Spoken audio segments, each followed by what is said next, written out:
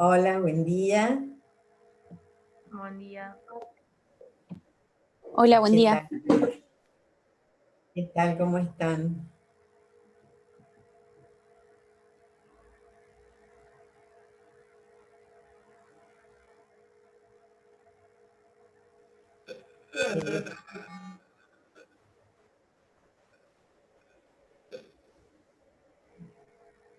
¿Ya estás grabando?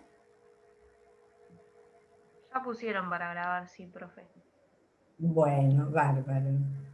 Entonces comenzamos la clase de hoy.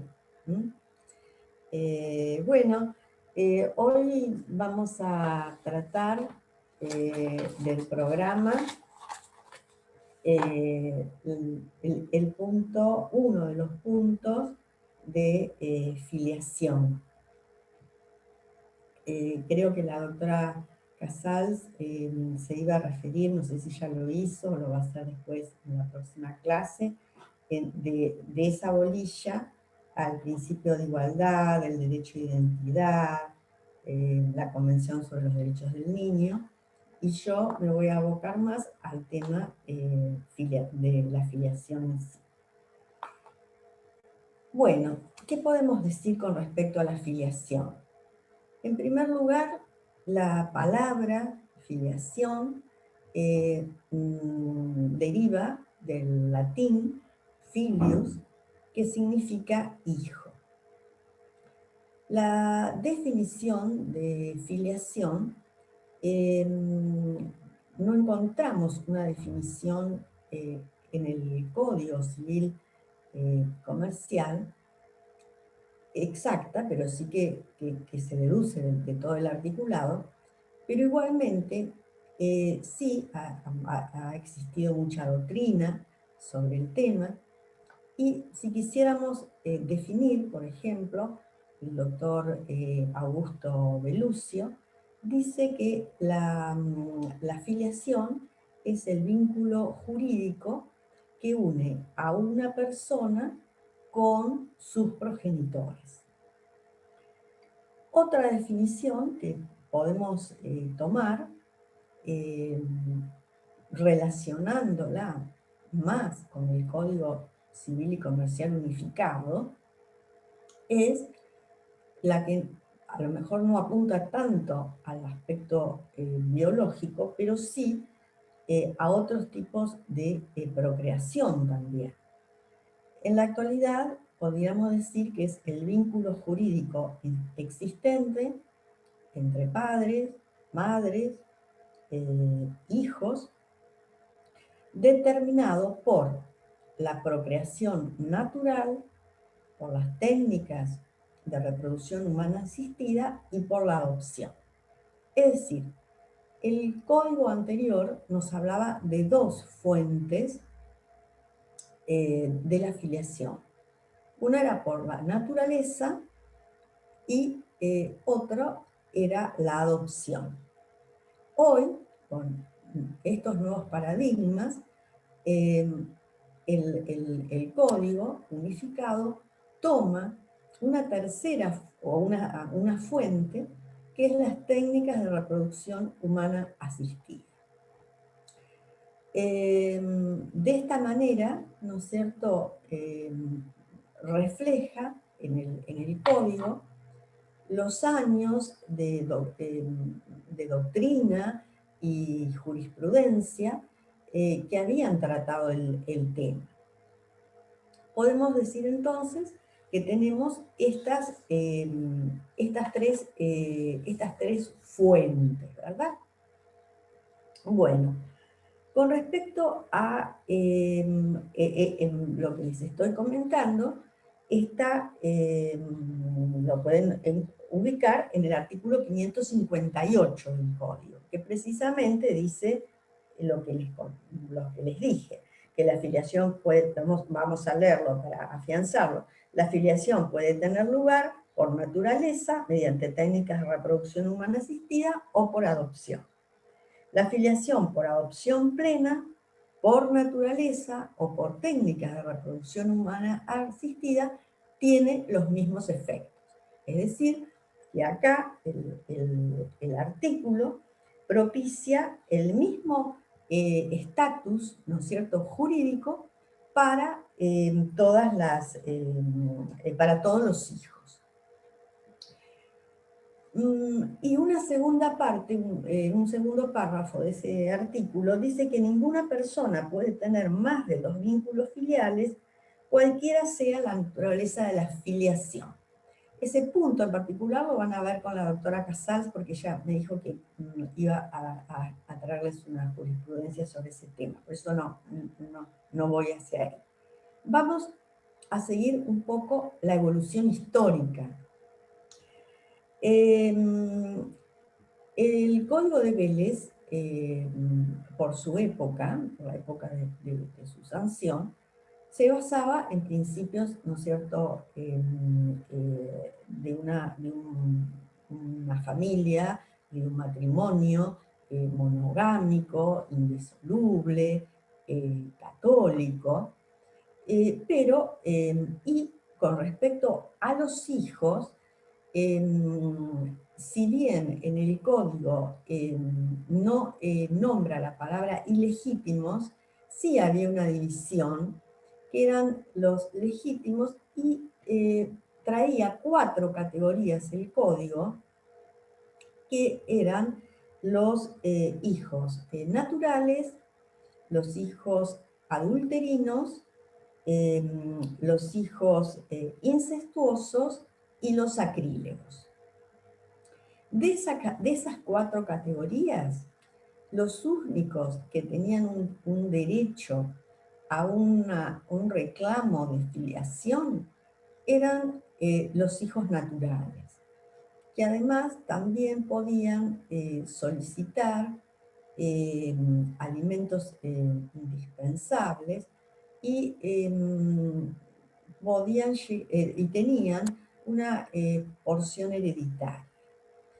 Los hijos naturales, ¿a qué le llamaban? ¿Qué se entendía en ese momento por hijos naturales?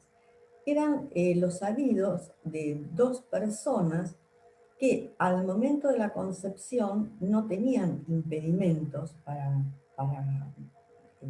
casarse, pero no lo habían hecho. Incluso esos hijos naturales podían ser legitimados por un subsiguiente matrimonio. Con respecto a los hijos, las otras 3 clasificaciones, adulterinos, incestuosos y sacrílegos, tenían un estatus tan bajo con respecto a los naturales que era muy dura la legislación y decía que las demás categorías, los hijos no tenían derecho ni a padre, ni a madre, ni a pariente alguno de padre o madre. Es decir, que se le suprimía cualquier derecho también con respecto a poder investigar o reclamar una filiación. Los hijos adulterinos eran los hijos habidos de 2 personas que tenían un impedimento por ligamia. Uno u otro estaba casado, o ambos, y los nacidos de esa relación eran adulterinos. Los hijos incestuosos eran los hijos habidos entre descendientes, ascendientes o hermanos hasta el primer grado. Hasta quise decir hasta el primer grado, es decir, los hermanos y los medio hermanos. Y los incestuosos eran los hijos salidos de una persona que formaba parte de una organización clerical, en ese momento era la Iglesia Católica, y que estaba impedido de tener hijos por, precisamente, por haber hecho votos de castidad. Estos hijos entonces estas eran las categorías de hijos que teníamos en el código de Wells. Luego, este tema comenzó a cambiar muy de a poco, y en el año 1888, cuando se dicta la ley de matrimonio civil, es decir, se seculariza el matrimonio, porque antes teníamos solamente un matrimonio católico, o canónico, mejor dicho, en esa ley se suprime la categoría de hijos sacrílegos. ¿Sí? Vamos sacando una categoría. Esa es la ley 2393 de 1888. Más tarde,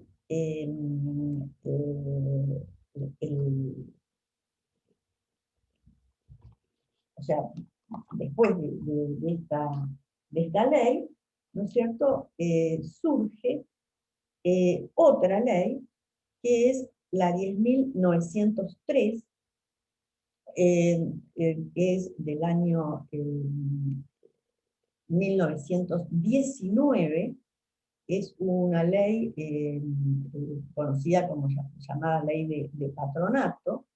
¿Qué es lo que hace esa ley? Esa ley va a dejar de lado, ¿no es cierto?, un poco, mejor dicho, se va a enfocar más en el tema de la patria potestad, diciendo que los hijos naturales quedan bajo la patria potestad de los padres, es decir, que le dan esa categoría, ¿verdad?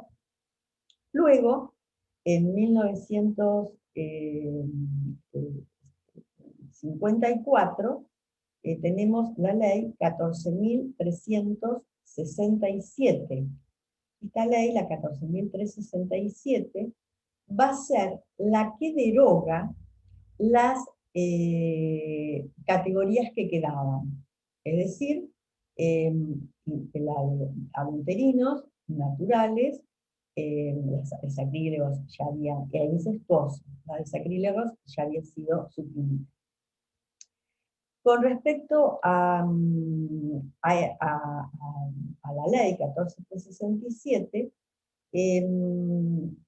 va a hacer una diferenciación entre lo que son hijos legítimos e ilegítimos.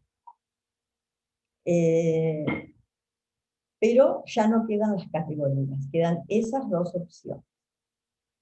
Más tarde, con el avance del tiempo, llegamos a la ley 23.264 del año 85, que es la ley que trata sobre el tema de la patria potestad y la filiación.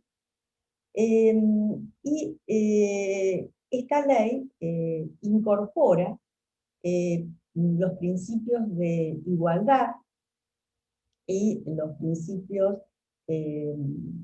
de los derechos humanos con respecto al tema. O sea, la ley 23.264 es realmente una ley que va a tener eh, mucha importancia, porque hay verdaderamente un cambio de mentalidad. Se le va a dar importancia al derecho al origen, al derecho a la identidad, al interés superior del niño. Eh, Va a cambiar en la filiación. Anteriormente había un sistema cerrado de causales eh, con respecto a, a, si queríamos impugnar alguna de esas causales, no podía ser juris tantum. En cambio, con la ley 23.264 se va a admitir la prueba en contrario, es decir, vamos a poder disentir, ¿no? Sobre todo probar, pero después podemos estar también aportando pruebas que desvirtúen, por ejemplo, un tipo de filiación. Con respecto a la ley, ¿no es cierto? También tenemos que recordar que en 1984 la Argentina ratificó la Convención Interamericana de los Derechos Humanos, Convención o Pacto de San José de Costa Rica, y ahí también en el Pacto de San José de Costa Rica se habla, ¿no es cierto?, de la igualdad de los hijos y que no tiene que existir una diferencia respecto del origen.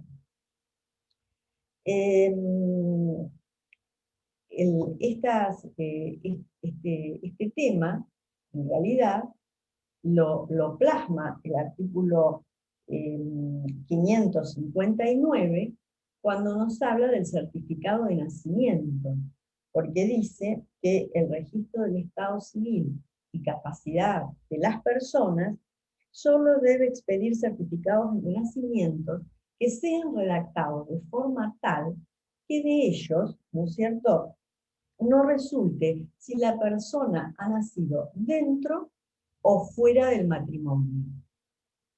Es decir, o si lo han hecho por reproducción humana asistida o por adopción. Es decir, que en el 559 lo que propicia es precisamente darle el mismo estatus jurídico a todos los hijos. Siguiendo con la evolución, también tenemos otra ley que va a tratar y que va a cambiar también los paradigmas, ¿no es cierto?, que es la ley 26.618 del año 2010 sobre el tema de matrimonio igualitario. Es decir, aquí se deja de lado, se elimina la diversidad de sexos como requisito único para poder contraer matrimonio. Es decir, que se incorpora también este derecho a la igualdad jurídica, que es tan caro, ¿no es cierto?, al tema. En nuestro país, luego del 2010, ¿no es cierto?, se trató de establecer otras leyes o convenciones o pero yo no me voy a detener demasiado en eso porque lo va a ver, la doctora Casal lo va a ver con ustedes. Sí, decir, ¿no es cierto?, que el principio de igualdad, el principio de no discriminación, eh, eh, trajo un amplio abanico, ¿no es cierto?, para poder tratar todos estos temas relacionados con la filiación. Y fue con la sanción del nuevo código, que es civil y comercial unificado, en el que todo este bagaje de doctrina y jurisprudencia se pudo plasmar, y de ahí, ¿no es cierto?, que también surgiera esta nueva forma de filiación por técnicas de reproducción humana asistida. Con respecto a las, a las técnicas de reproducción humana asistida, podemos decir que son procesos, ¿verdad?, procedimientos mediante los cuales se intenta acercar a través de la ciencia el espermatozoide y el óvulo, y de esta manera lograr un embarazo. Estas técnicas de reproducción humana asistida nacieron con el objeto de poder paliar algunas enfermedades como la infertilidad, la impotencia, síndromes y trastornos que podía tener, por ejemplo, la mujer en las trompas de falopio, o distintas anomalías. Las técnicas de reproducción humana asistida, una de esas técnicas es el FIV, ¿no?, fecundación in vitro. Lo conocemos con la sigla FIV corta. Esta técnica se dice que se utilizó en 1866 por un ginecólogo en Estados Unidos, que fue el que se considera el primero que logró un embarazo por inseminación. Es decir, colocando, uniendo espermatozoides con óvulos a través de la cavidad uterina. La primera persona que nace a través de la fecundación in vitro es Louise Brown, en el año 1978. El médico, el doctor Edwards, tiene en su haber, ¿no es cierto?, ese momento que ha quedado grabado, sobre todo en la gente de mi generación, que en esa época todavía nos asombraba. Hoy ya la ciencia ha avanzado tanto que... y Louise Brown nace en 1978, ella tiene 42 años, a través de la fecundación in vitro. Esta técnica es una técnica extracorpórea, que significa, bueno, a esta niña se la llamaba, mal llamada en ese momento, niña de probeta. ¿Por qué? Porque, bueno, es una técnica que extracorpórea, en donde se unen espermatozoides con óvulos, y luego, cuando se ha logrado el embrión, se introduce en la cavidad uterina y luego sigue el embarazo. Dentro de las técnicas de reproducción humana asistida están las de alta complejidad y las de baja complejidad. El FIV es una técnica de alta complejidad, como también, bueno, en la Argentina también, en 1985 se lleva a cabo la fecundación in vitro, la lleva a cabo el doctor Roberto Nicholson, padre, es un médico argentino muy prestigioso, profesor de la UBA, de la Universidad de San Salvador, quien tiene el mérito de haber sido, ¿no es cierto?, el primero que aplicó esta técnica. Cuando nace Louise Brown, nacen también una cantidad de discusiones acerca si este nacimiento tiene aristas de tipo éticas para algunos,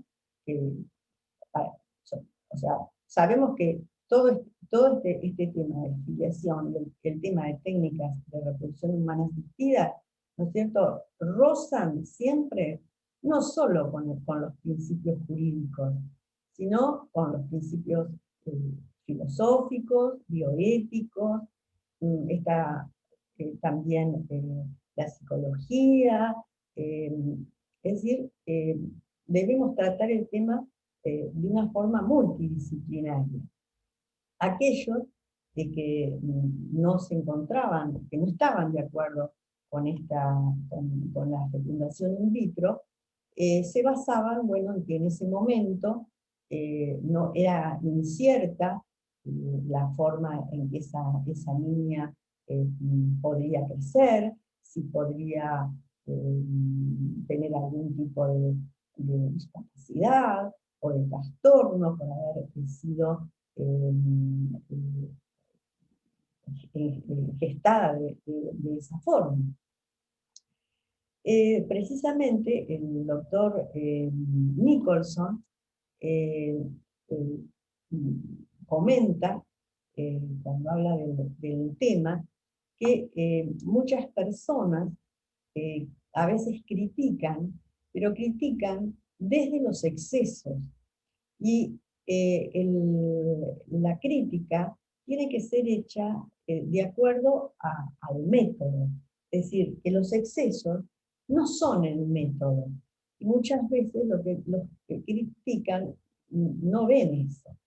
Entonces, él dice que toda técnica de reproducción humana asistida, ¿no es cierto?, se tiene que basar en los principios bioéticos.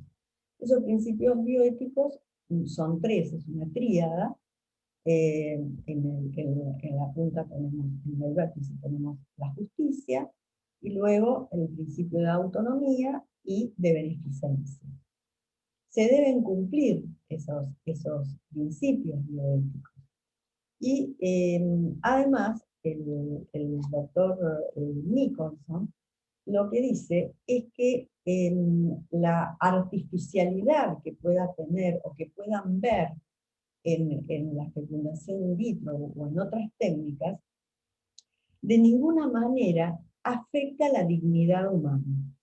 Precisamente lo que ese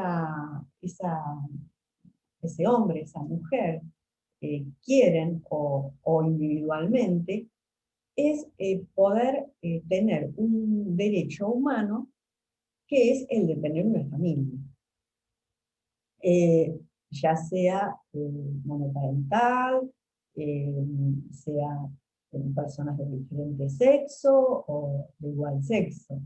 pero la base de todo, ¿no? Tiene que estar sobre todo en esa intención de buscar un hijo, y un hijo a través del amor, ¿verdad? Eh, bueno, con respecto entonces a la fecundación in vitro, esta es una de las técnicas de alta complejidad. También hay otra técnica que se llama, que la van a encontrar con las iniciales G, I, F, T, GIF, como regalo.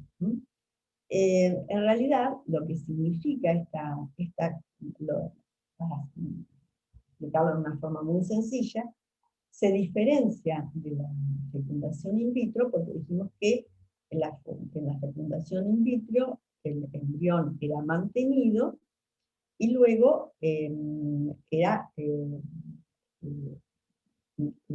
inoculado o introducido en el útero, ¿no?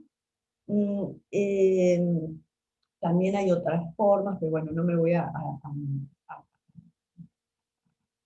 dar tantos detalles porque tenemos que ver otros temas. Este GIF es una técnica que fue creada por un médico argentino, Ricardo Asch, A-S-C-H, en el año 1984. Este médico argentino revolucionó en ese momento las técnicas de reproducción asistida. ¿Por qué? Porque esta técnica tiene una particularidad, y es que no es extracorpórea. ¿Por qué? Por lo que en realidad si bien se unen espermatozoides y óvulos en una pipeta, pero en esa pipeta tiene que haber aire para que esos espermatozoides y óvulos no se unan en ese momento, y luego se introducen directamente en una trompa de falopio. Es decir, que para poder utilizar esta técnica, la mujer tiene que tener una trompa de falopio sana, si no es imposible. Y la transferencia, esta, que se llama transferencia intratubárica de gametos, lo que hace es precisamente que esa fecundación se va a realizar dentro de la trompa. Sería una de las técnicas que se asemejaría más a una gestación natural, ¿no? El doctor H, bueno, fue muy premiado y destacado por esta técnica, pero bueno, después hubo otros problemas personales que hicieron que él era el médico del Centro de Salud Reproductiva de la Universidad de California, donde ahí había un centro precisamente de reproducción, pero en el año 1992 fue denunciado por problemas contables, además se lo denunció de utilizar embriones que eran de determinadas personas y que les habían otorgado a otras, y también por el uso de una hormona que en Estados Unidos estaba prohibida, que es la gonodotrofina. Es decir, que bueno, un poco se opacó, ¿no? Ese prestigio que él tenía por estas circunstancias. Otra técnica que también es de alta complejidad es el ICSI. Se llama ICSI. El ICSI es una técnica, ¿no es cierto?, que la conocemos como inseminación introcitoplasmática.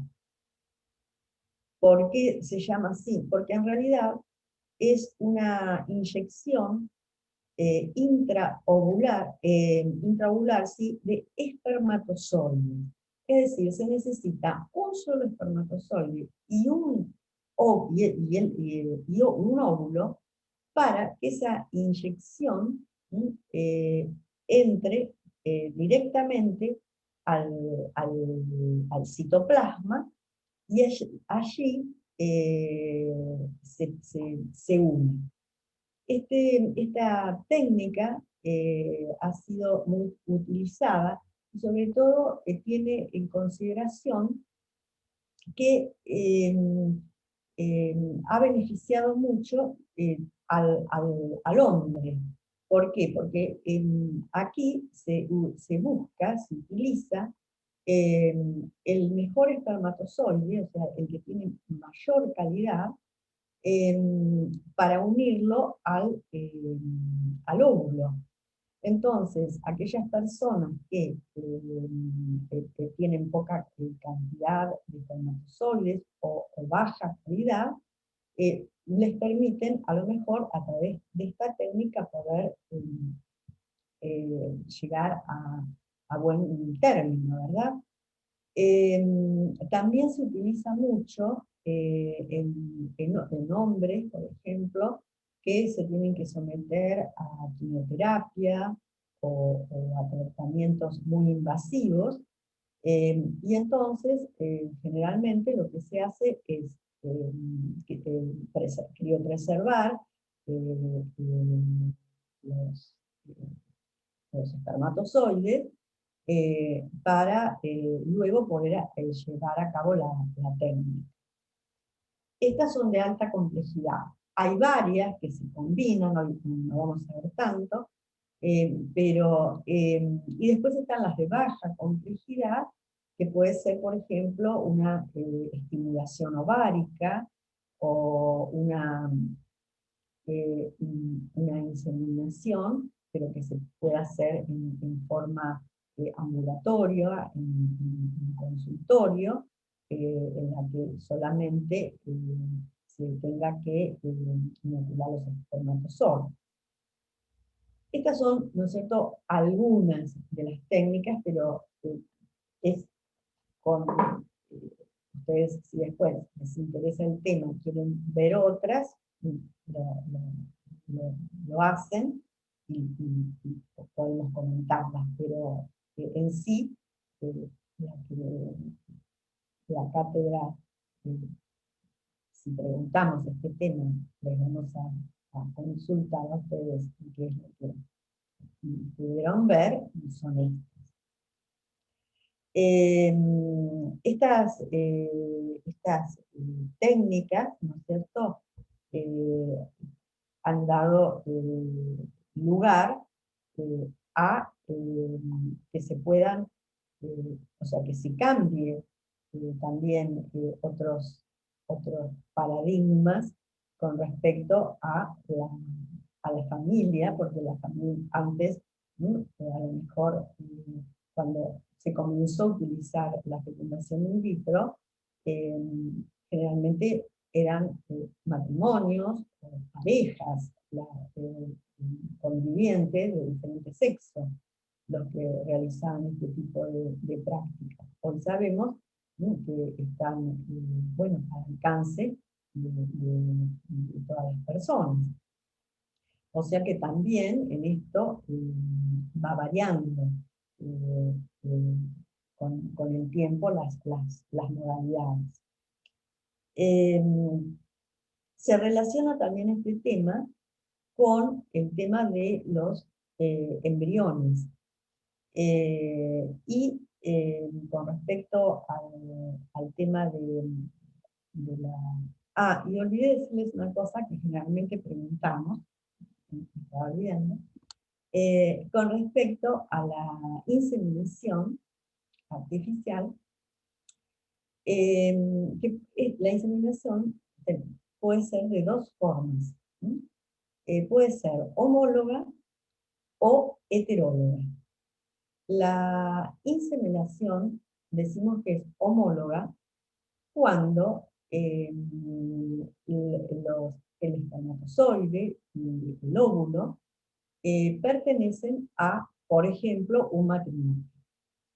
Y son heterólogas en los casos en que contribuya a completar la técnica, por ejemplo, espermatozoides de una tercera persona, o en el caso de que sea la mujer la que no puede dar a luz, una ovodonación a esa mujer. Esto tiene también mucha relación con lo que conocemos con el tema de alquiler de vientres. Eh, el, el, el alquiler de vientres, ustedes, bueno, es un tema muy actual. ¿Qué es lo que, qué es lo que han leído, lo que han escuchado, qué es lo que saben sobre en realidad mal llamado alquiler de vientres, pero eh, que, que han leído, que entienden por este tema.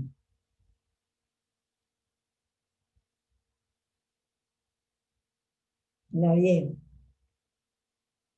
nadie ha leído sobre alquiler sobre maternidad por sustitución. Bueno, en realidad nosotros hablamos de maternidad por sustitución o por subrogación. El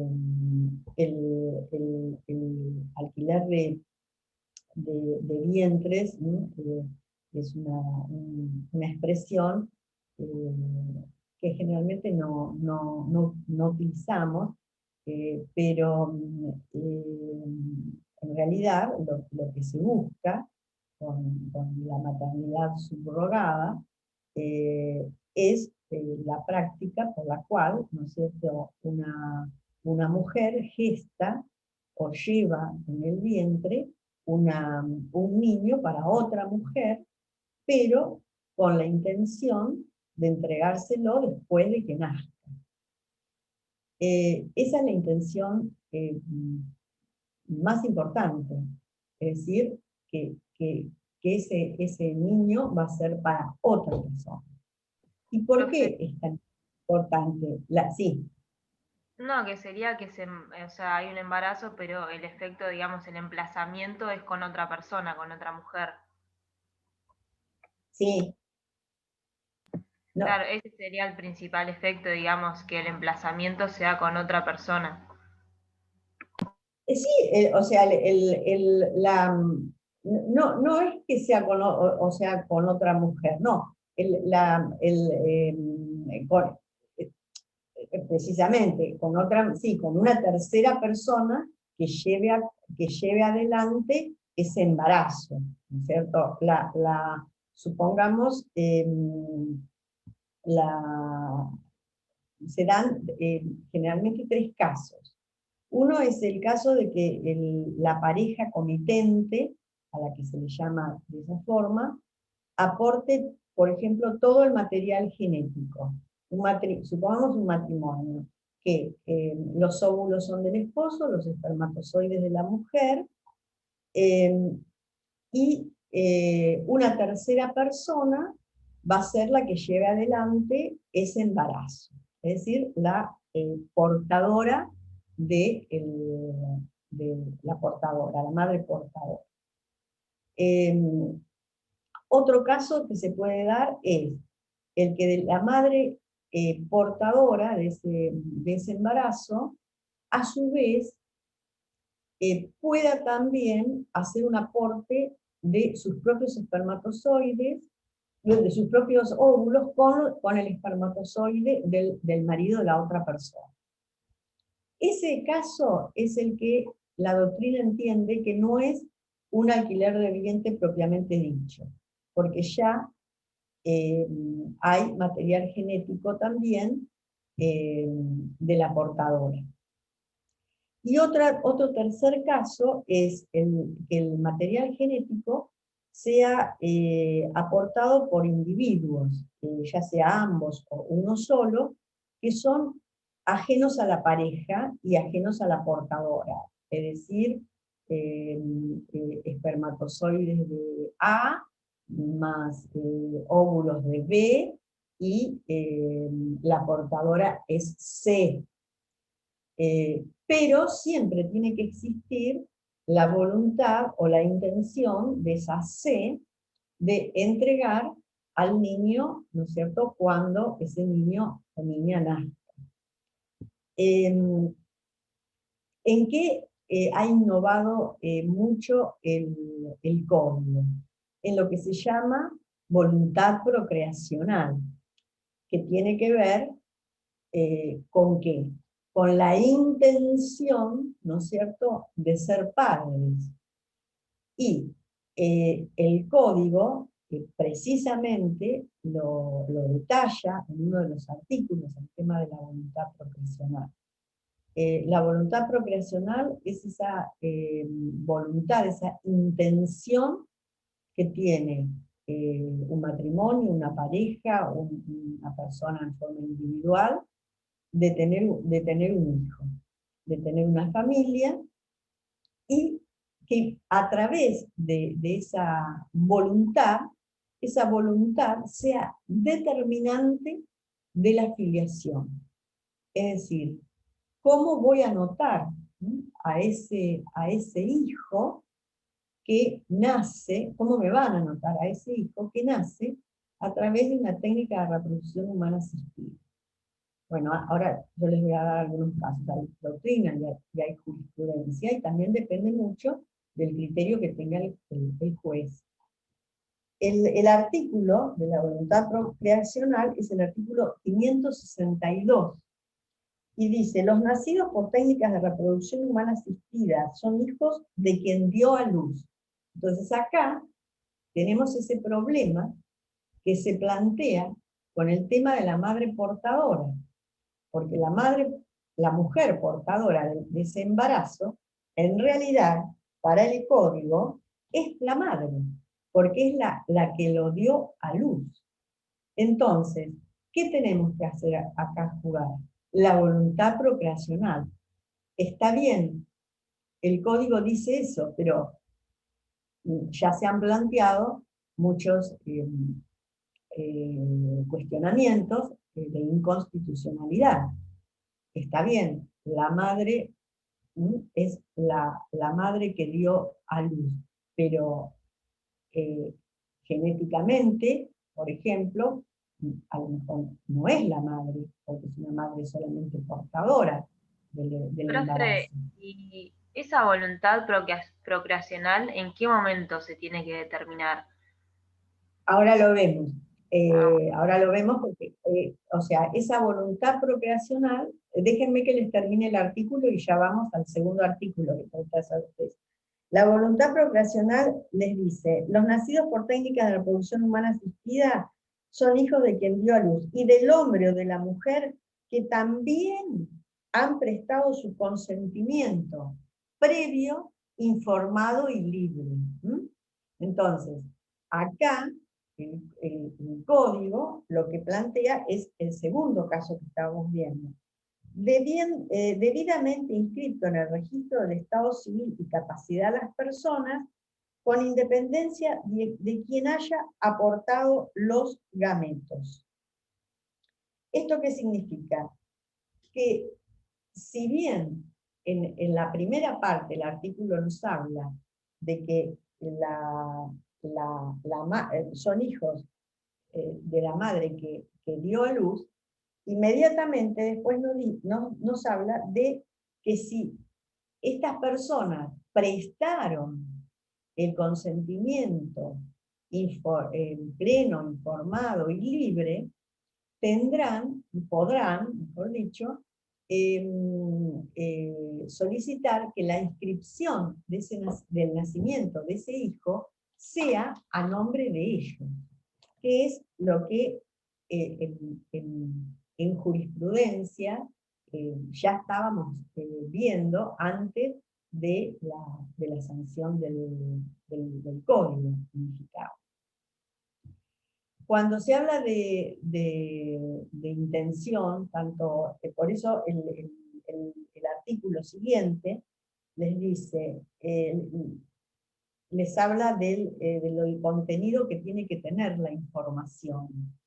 Dice, a petición de las personas nacidas a través de las técnicas de reproducción humana asistida, puede obtenerse del centro de salud interviniente la información relativa a datos médicos del donante, cuando es relevante para la salud, y revelarse la identidad del donante por razones debidamente fundadas, evaluadas por la autoridad judicial por el procedimiento más breve que prevea la ley. Acá, este artículo nos habla esencialmente del contenido de la información. Pero esa información que nosotros hablamos, que tiene que ser ese consentimiento que tiene que ser informado, libre, pleno, ¿qué es? Es simplemente el consentimiento que van a prestar los comitentes, por ejemplo, cuando van a someterse a una técnica de reproducción humana asistida. El médico o el centro de salud que haga el tratamiento tendrá que informarle de una forma, ¿no es cierto?, que sea acorde a la educación y al entendimiento que tenga esa pareja o, o el que fuere a solicitar el tratamiento, para establecerle cuáles son las ventajas y las ventajas del tratamiento. ¿Por qué? Porque hay tratamientos, ustedes ya lo deben saber, que no en el primer intento la mujer queda embarazada. A veces hay 2 intentos, 3 intentos, a veces los embriones que están crioconservados, ya hay 3 embriones y ya se llevaron a cabo los 3 tratamientos y la mujer igualmente no puede quedar embarazada. Es decir, el médico le tiene que también, no solo en los de alta complejidad, también en los de mediana complejidad, le tendrá que explicar que si se la estimula ováricamente, cuáles pueden ser los trastornos que puede tener, etc. Es decir, es como lo mismo que si nos fuéramos a realizar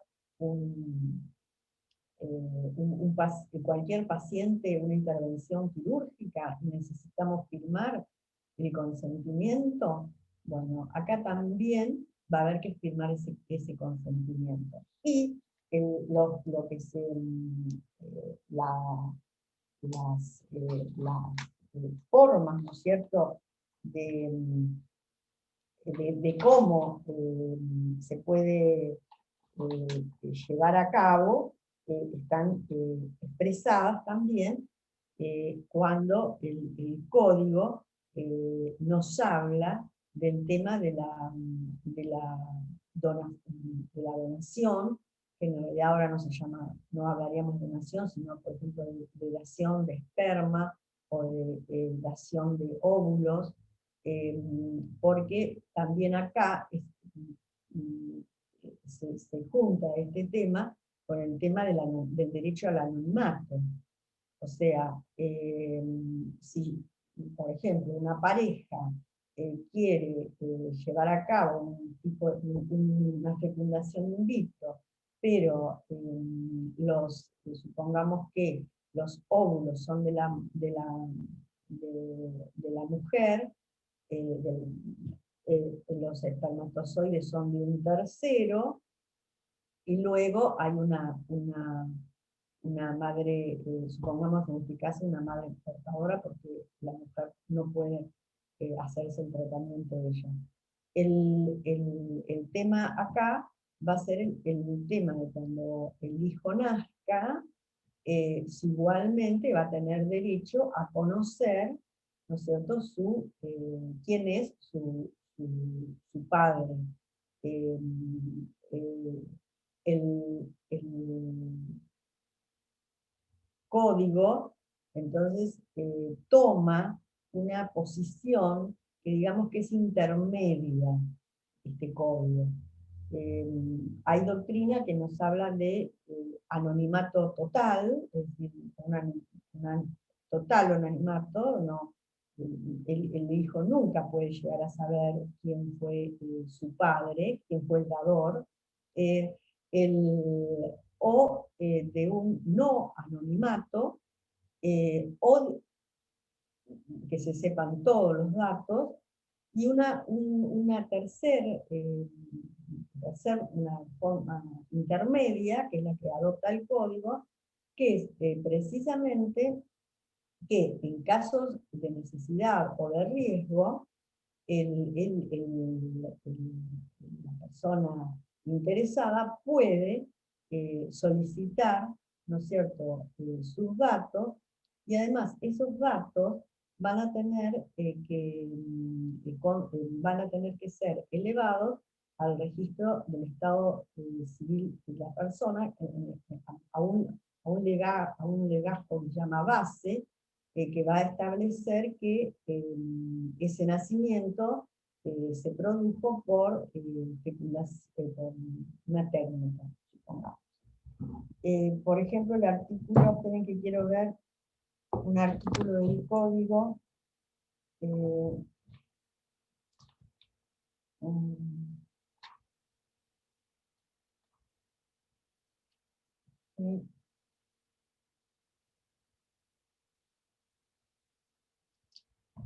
lo tengo por acá,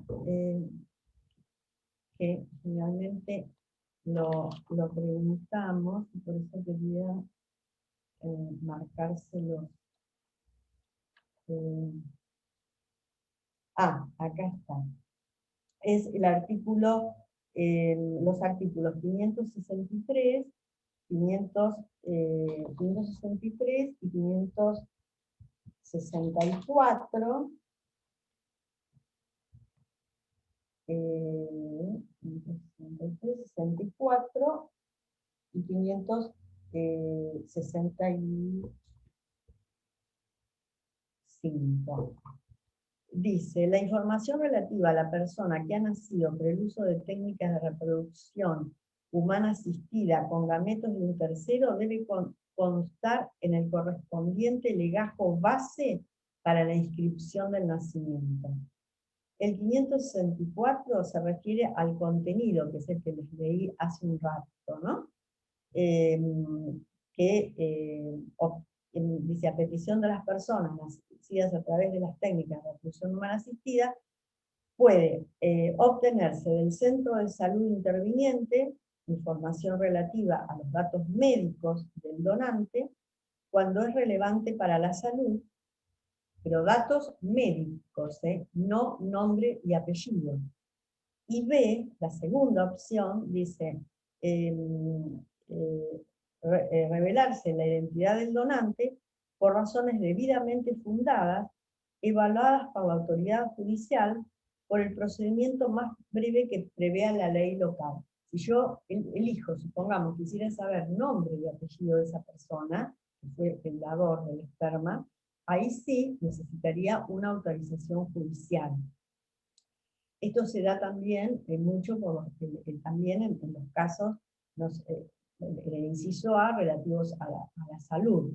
Supongamos que el hijo está buscando al padre para poder llevar a cabo un trasplante de médula.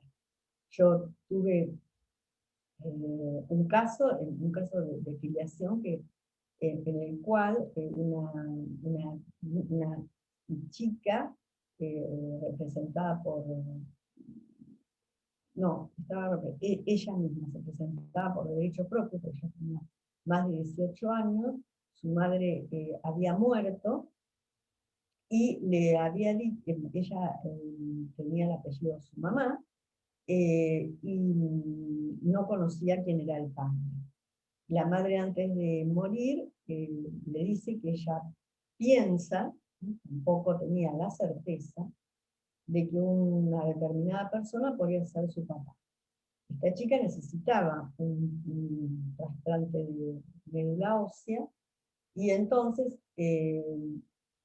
mm, le, le aconseja a un profesional, un colega, de iniciar una reclamación de filiación. Los tiempos no daban para que la chica se pudiera dar ese trasplante.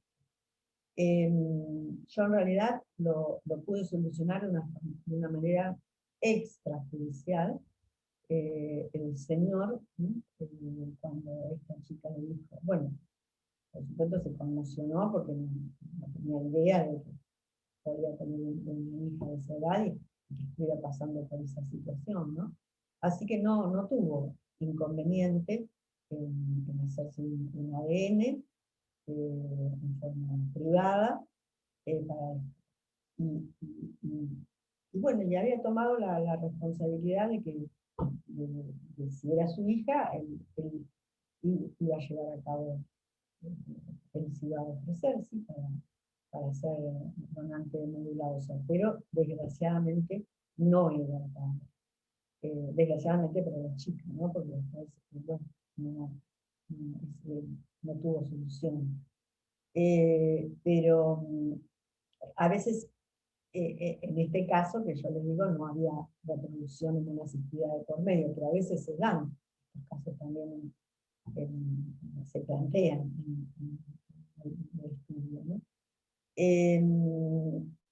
Acá, con respecto, por ejemplo, al anonimato, eh, ¿cuál es la dificultad de aquellos que abren al no anonimato?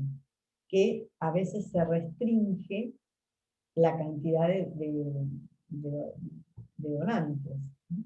Y entonces los bancos de esperma eh, baja la cantidad eh, para utilizar en estas técnicas.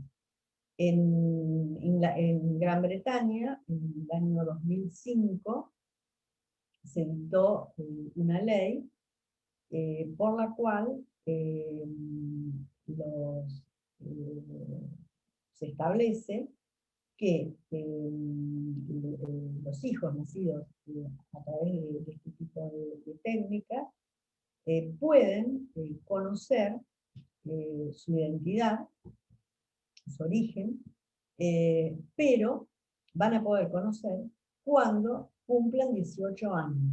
O sea que esto se cumple recién en el 2023. Y la ley lo que dice es que estos hijos nacidos de esta forma, ¿no es cierto? Van a, lo tengo por acá, eh, establece la ley que se pueden acceder a la información sobre sus padres de sangre al cumplir 18 años, aunque estos no tendrán los padres responsabilidad financiera alguna con sus hijos, ni serán forzados a conocerlos si ellos no lo desean. ¿Mm? Es decir, van a poder conocer su origen, pero esto no crea ningún lazo filiatorio, salvo bueno, que se pueda dar, ¿no es cierto? Hay una película que en este momento no recuerdo el título, en el que son dos mujeres que a través de la eh, técnica de reproducción, una de ellas tiene una hija, eh, y luego, cuando es más grande, le pide, va al centro donde habían hecho el tratamiento y conoce a su padre, y tiene un diálogo muy, muy, muy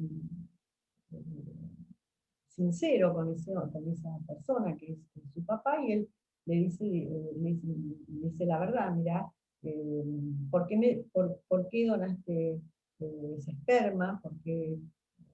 Y bueno, porque en ese momento yo necesitaba hacerlo. Es muy común, y sobre todo la mayoría de los latinos, es decir, la mayor cantidad de gente que se capta es gente, estudiantes, eh, y además, bueno, es ahora en Estados Unidos, donde el pago es más importante que en Argentina. Entonces él es muy sincero y le dice la verdad. O sea, necesitaba ese dinero, y lo hice por eso. Pero después, a través del conocimiento que va teniendo con esa niña, eh, eh, tiene un lazo afectivo con ella importante, y bueno, se integra él también con esas dos madres que tenía la chica. Después me voy a fijar cómo se llama, y después les digo. Es interesante, ¿no?, la película. Bueno, ¿qué hora tenemos? Si tenemos un tiempo más. ¿Alguna pregunta con respecto al tema de la dación anónima y esto? ¿O se les ocurre algo? ¿O conocen algún caso que me quieran comentar? No, Nada. yo por el momento no tengo ninguna pregunta. Bueno, vamos a ver algún caso que yo les traje. Por ejemplo, en el caso, algunos casos de, de maternidad subrogada. Eh, Hubo un caso muy interesante que se dio, cuyo fallo es de una jueza del tribunal, una jueza de familia de Lomas de Zamora. Es un caso en el que precisamente una pareja pudo anotar a la niña que había nacido, eh, y que fue gestada por su tía, y, y la jueza hizo lugar a que se la anotara directamente, ¿sí? Con, con los nombres y apellido, con el nombre que habían elegido los padres y con el apellido de los padres. El caso es que una pareja, la madre tenía 36 años, era empleada en una farmacia, su pareja tenía 34 años, se dedicaba a la albañilería, tienen una relación, y cuando comienzan esa relación, ella le informa a él que tiene un síndrome que se llama síndrome de Rokitansky. ¿Qué es este síndrome? Es un síndrome que quien lo padece no menstrua, no tiene útero, pero sí ovula.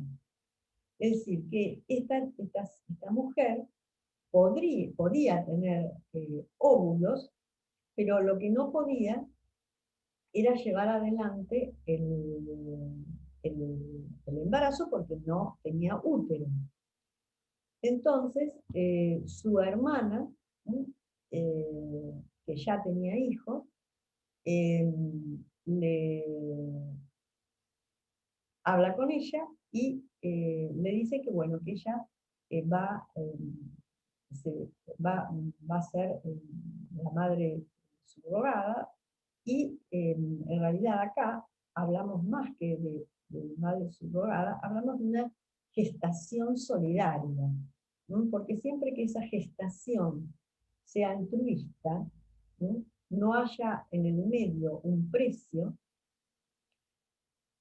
¿Cuál es el problema que tenemos sobre todo en este tema? Que hay un vacío legal, porque este tema se había tratado en el proyecto, pero después no se incluyó en el código. Entonces, acá, ¿no? Todo lo que no está prohibido está permitido. Y esta gestación, por eso la llamábamos gestación solidaria o altruista, precisamente para dejar de lado que no es por ningún tipo de contraprestación.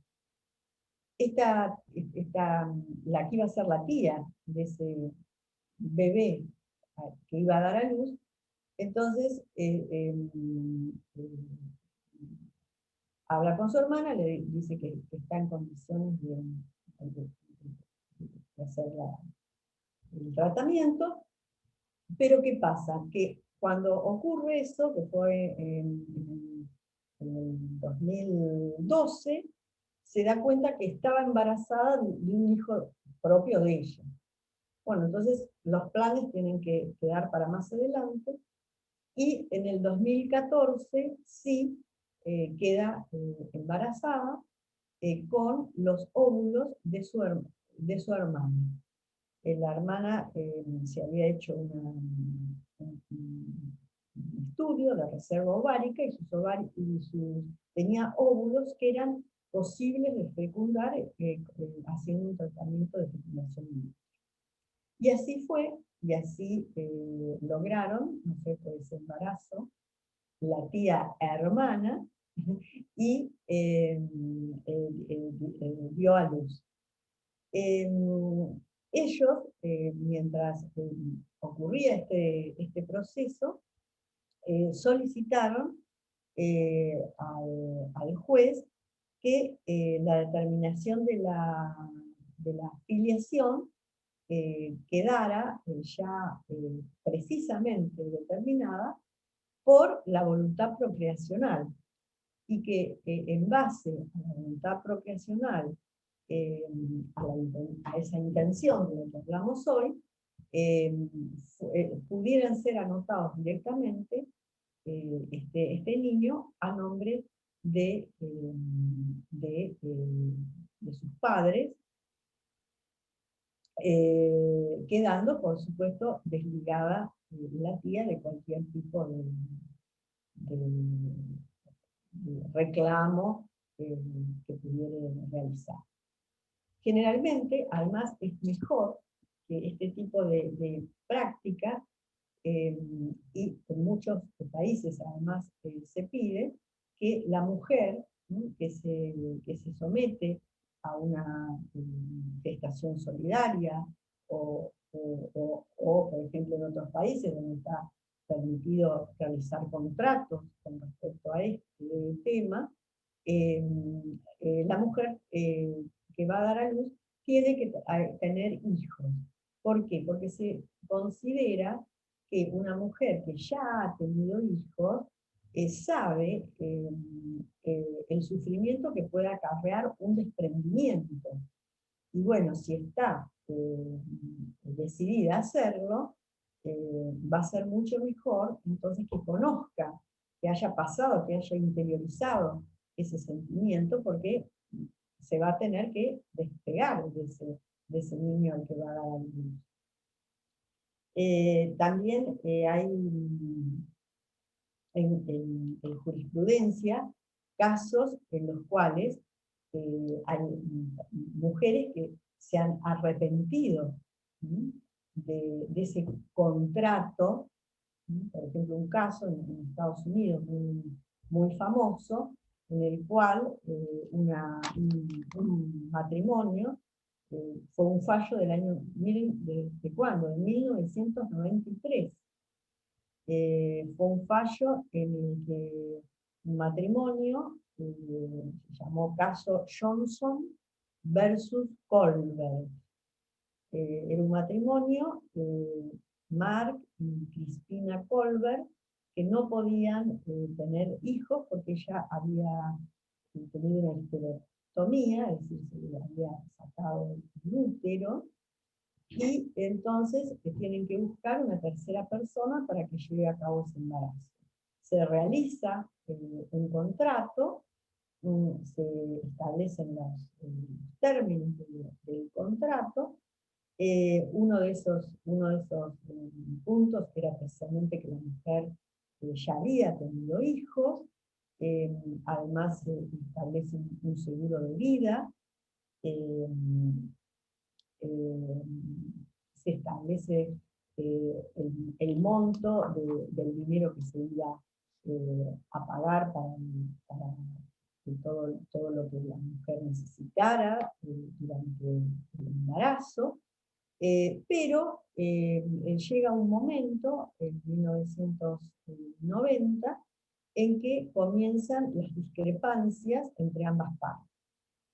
Los padres comitentes se quejan porque se enteran que esta mujer ya había tenido hijos y habían fallecido dos de ellos, habían nacido muertos. Entonces se sienten estafados en ese sentido. Y además, Ana, a su vez, se queja de que el matrimonio Colbert no estaba cumpliendo con las cuotas de dinero que habían pactado. Entonces, lo que se hace es, y entonces lo que pide es que cuando nazca el niño, ella no lo quiere entregar porque considera que no se ha cumplido con el contrato y es lo que solicita la justicia. Entonces, se nombra un tutor ad litem para el niño por nacer. Finalmente el niño nace en el año 1990. Se le hace una prueba de sangre para excluir que ella hubiera sido también, hubiera aportado óvulos, pero no es así porque no había aportado óvulos de ella. Y entonces comienza una batalla legal a ver quién se queda con ese niño. Es la Corte de California, la Corte Suprema, establece que el contrato de maternidad sustituta es válido, es exigible por parte del matrimonio. Y basa todo el fallo en la voluntad procreacional. Es decir, basa el fallo en la intención que tuvieron ese matrimonio en ser padre. Y que ella nunca hubiera logrado un embarazo si esta gente no la hubiera contratado. Además, entiende en la Corte que estos contratos no afectan el interés superior del niño, porque el interés superior del niño estaría protegido precisamente por la intención y por la voluntad procreacional. Y son esos padres, los, los que habían contratado con esta mujer, los que tienen en cabeza de ellos el deseo, la intención de ser padres de ese hijo. Y es un caso, ya les digo, de 1993. Así que fíjense cómo, bueno, igualmente en Estados Unidos, en California era un lugar donde generalmente se practicaba este tipo se realizaba este tipo de contratos, estaba permitido. ¿Qué pasaría? ¿Qué les parece a ustedes?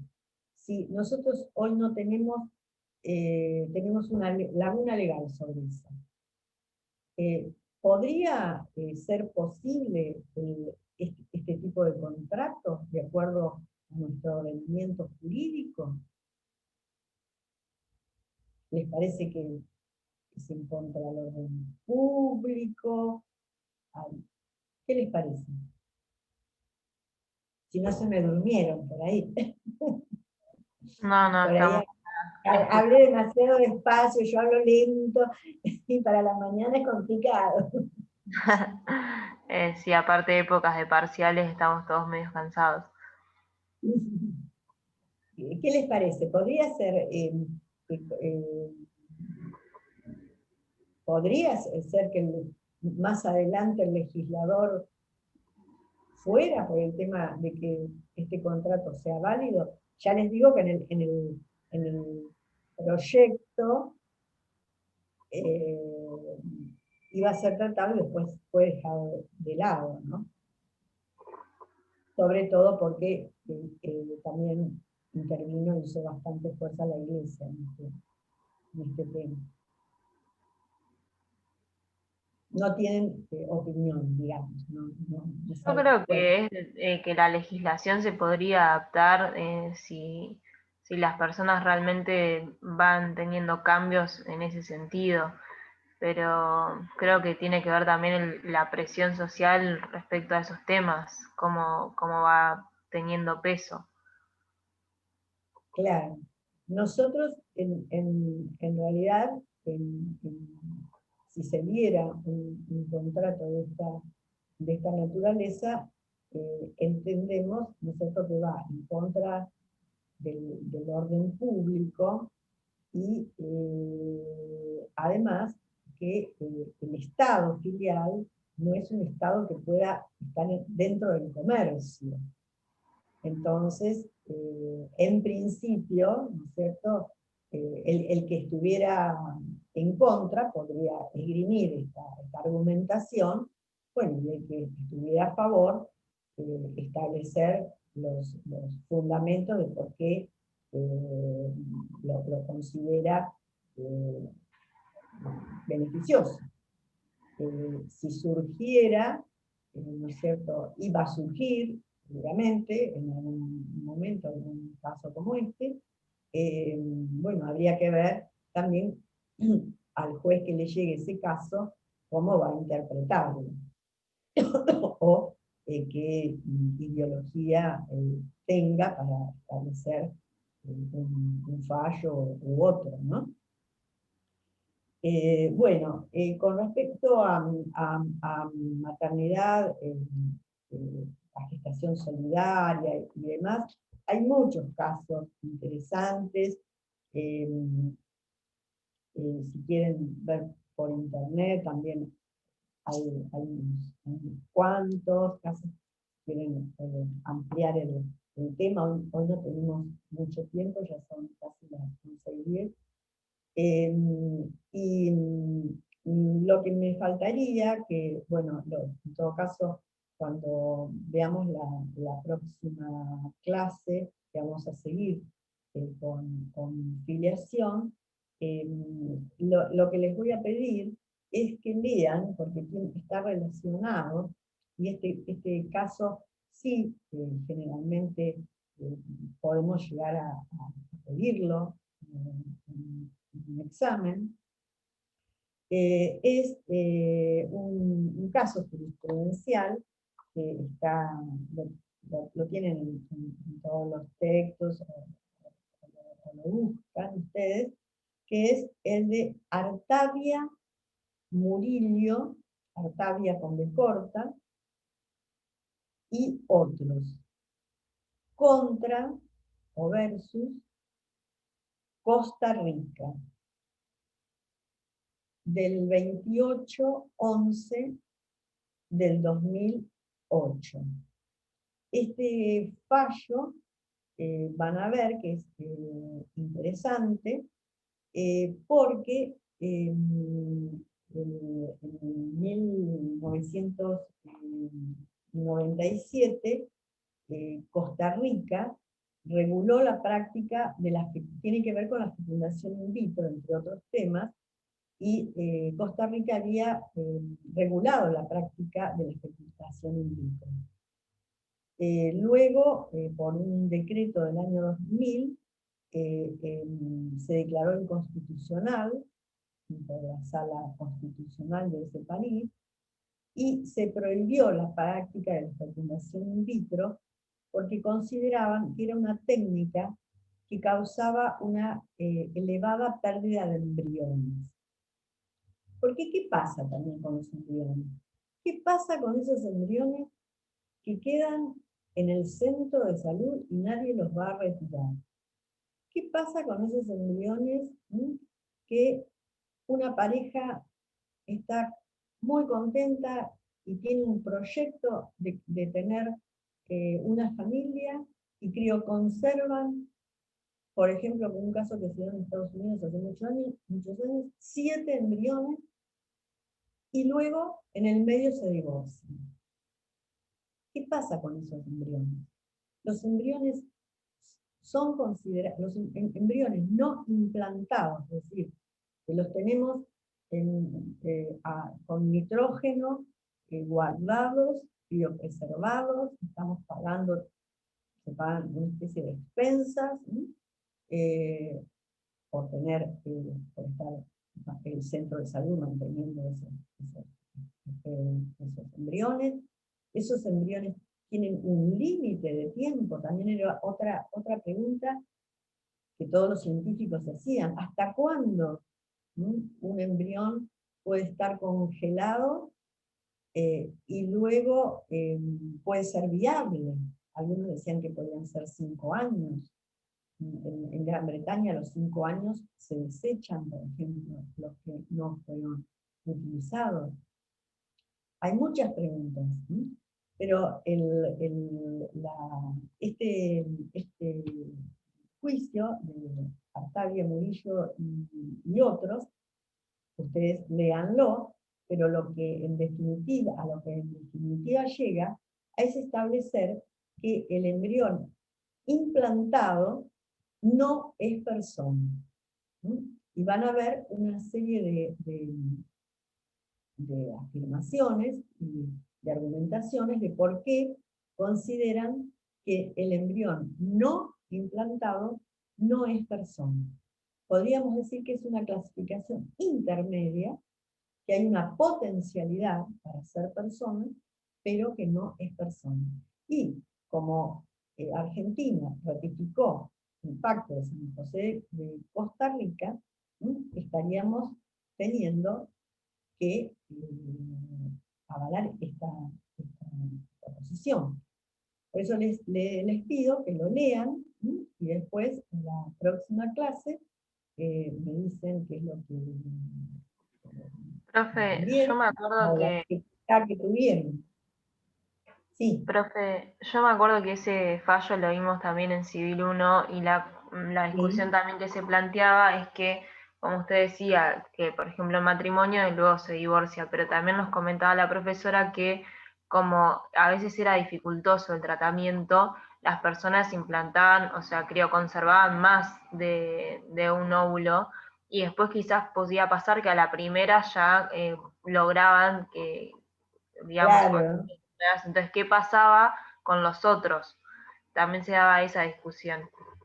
claro, eso se da mucho, inclusive el año pasado salió una nota en el diario, el año pasado del anteaño, una nota en el diario La Nación, precisamente mostrando el poco apego que tienen esos comitentes con los embriones o óvulos o espermatozoides que tienen crioconservados. Porque a veces también cambia el proyecto de vida, ¿no? Durante ese tiempo. Y entonces dice que hay una apatía a no volver. Entonces, ni hacerse el tratamiento ellos, ni afirmar una aceptación para que se puedan donar esos espermatozoides, óvulos, o embriones a terceras personas. Por eso también se habla de esto se relaciona con la adopción prenatal.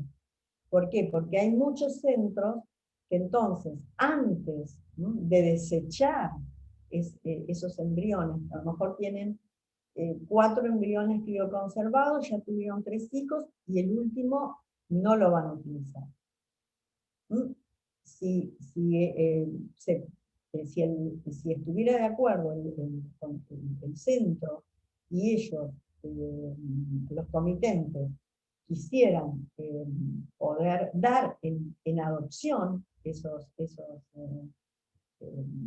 embriones, entonces el centro, eh, con una autorización judicial, procedería a darlos en adopción. También se plantea la adopción prenatal, que es muy interesante y también tiene sus ventajas y sus desventajas, ¿verdad? Como todo. Pero hubo un caso que fue, ya me pasé, tenemos que terminar. O me La dicen, verdad no sé. desconozco, pero no hay nadie Bueno, del centro acá. bueno. Bueno, les comento este caso y terminamos haciendo los cambios. Hubo un caso que fue también muy interesante en Estados Unidos, que fue uno de los casos también de los primeros, de 1992, en el que precisamente se daba lo que yo les decía, un divorcio, 7 embriones, y luego la pelea por esos embriones. ¿Por qué? Porque la mujer, la ex esposa, pedía que esos embriones ella los pudiera utilizar para ser madre. El, el ex esposo se opone porque dice que él fue huérfano y que no quiere que su hijo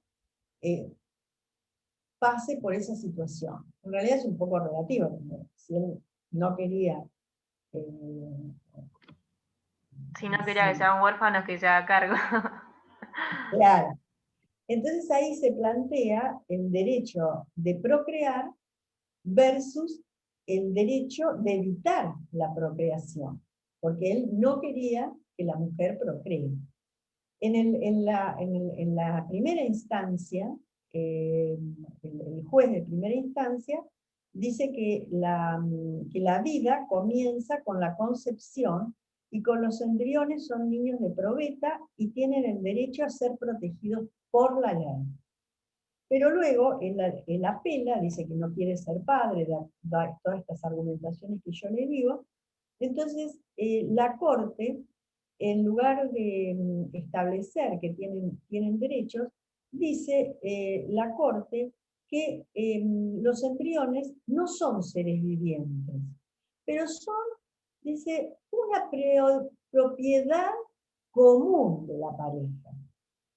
Y finalmente van eso fue en Cámara, y finalmente va a la Corte, y la Corte dice, no son todavía personas, y no son propiedad de la pareja, pero sí son una categoría intermedia que hay que proteger, porque son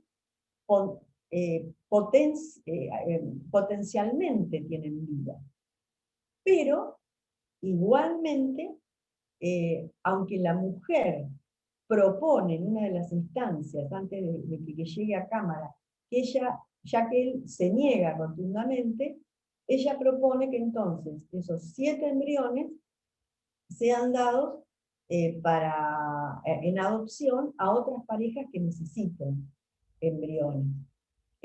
También se niega el marido y tampoco lo acepta, le acepta la Cámara esta proposición, y finalmente las notas en esa época terminaban ¿Y dónde están los embriones? Porque en realidad, ¿no? Los embriones, la Corte dijo que iban a quedar para utilización del centro de salud, para que los utilizara como el centro creyera conveniente. O sea que ven que hay, o sea, En ese caso que se pueden, digamos, utilizar para investigación y esas cosas. bueno, siempre que no sea una investigación, una investigación que esté aprobada, ¿no? Porque Claro, también hay investigación, o sea, porque también esto da lugar, ¿no es cierto?, a que los embriones se utilicen, o sea, para que no se utilicen en una fase de, o que se exploten experimento. los embriones. Sí, o también hay cosas que a veces uno escapa a lo que piensa normalmente, pero también, por ejemplo, los embriones se pueden llegar a vender y también hay, ustedes saben que hay algunas cremas que usamos las mujeres sobre todo, que también utilizan eh, eh, ese tipo Claro, pero de digo, si no le permitieron a la desinfección. mujer hacer nada y que los dejan a disposición de ese centro, digamos, ese centro tranquilamente. Bueno, no se supo, por eso siempre, viste, las notas de esa época siempre decían, ¿dónde están los embriones? Porque qué se hizo con los embriones nunca se supo. Claro, Seguramente los habrán utilizado para dárselos a otra persona que fuera a realizar un tratamiento, calculo, y siempre y cuando nos hubieran pasado también de una cantidad de tiempo que ya no fueran viables los embriones. Ese era otro tema importante y que también llevaba a discusión cuál es el término, y había médicos que decían que había que poner un determinado límite, porque si no, los bebés podían nacer con malformaciones, etcétera, etcétera, cosa que luego después, con el paso del tiempo, se fueron dando cuenta que no, nada de eso pasaba, ¿no? y también Pero un límite quizás a la hora de cuántos, digamos, óvulos, porque quizás, no sé, después son más los que se tienen que decidir en su fin si no se utilizan. claro, lo que pasa es que generalmente en estas técnicas de reproducción se tienen que utilizar mínimo 3 embriones, eh, porque si no, o sea, el resultado puede ser que la mujer tenga la suerte en la primera, en el primer tratamiento quedar embarazada, pero hay veces que se van desechando embriones porque el tratamiento no funciona. Claro, pero así Entonces, como se recomienda un mínimo, ¿no se podría recomendar un máximo también como para después evitar todas estas decisiones que por ahí no son tan fáciles? claro, y sí, sí, es una forma de limitación, sí, se podría. O sea, acá en realidad el código estableció que luego este tema, ¿no es cierto?, de los embriones, se iba a resolver a través de una ley especial, pero esa ley, bueno, por ahora no se ha dictado, ¿no? Bueno, yo lo que les pido entonces es que lean ese fallo y lo comentamos rápido la clase que viene, y nos falta ver de los puntos la afiliación post-mortem, que también es interesante, que trae distintas opiniones a favor y en contra. Y bueno, si no les quedan dudas sobre lo que hablamos, eh, la doctora Casals, yo le pasé un cuadro, un resumen de acciones de filiación y me dijo que después se los iba a subir. No sé si Ah, habrá bueno. tenido tiempo de hacerlo. ¿Cuándo volvemos Igualmente, a tener clase con usted, profe? Así para leer el fallo. espera que me fijo, creo que es la semana que viene. El miércoles 28. Ah, listo. Bien. A ver, espera. Espera un poquito. No, espera, porque me parece. Bueno. Eh, sí, creo que es porque a veces la doctora Casals me cambia los días, me llama para cambiarlos, pero no, ella va a dar el viernes 23 de octubre y yo después sigo, me parece, el 20, tengo acá clase 28 de octubre, miércoles. Después, el 29 de octubre les da el doctor Peolastra y yo les vuelvo a dar el jueves, ¿qué día es? Jueves 29 de octubre. El 29 de octubre les va a dar, el jueves 29 les va a dar Cristina. Y yo les doy la última de filiación, que es el 30 de octubre. ¿Sí? El Bien. 30 de octubre, para ese cuadro que yo les mandé, que le di a ella, es recién para el 30 de octubre. ¿Sí? Buenísimo, gracias. No, de nada. Bueno, entonces nos vemos en la próxima. Listo, Gracias, muchas profesora. gracias Buen por la día. clase, profe. Nada, de nada. Hasta pronto.